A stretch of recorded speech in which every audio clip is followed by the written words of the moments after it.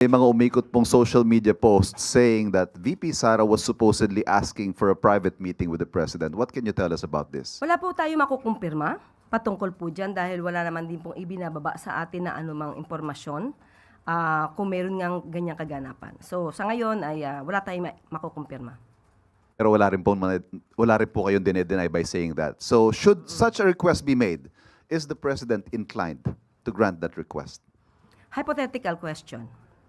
Pero, ang sabi ng Pangulo, sa una pa lang niyang podcast, kahit sino, sa lahat na maaaring hindi sumasang-ayon sa kanya, siya ay bukas upang makipag-usap para magkaroon ng magandang pagkakaintindihan.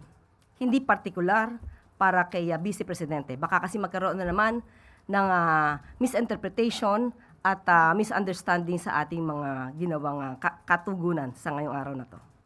But that was then. Since then and now, things have been said and done. So is that to say that the President remains open to reconciling or working with the Vice President? Sa lahat ng kababayan natin, sa lahat ng tao ay open ang Pangulo.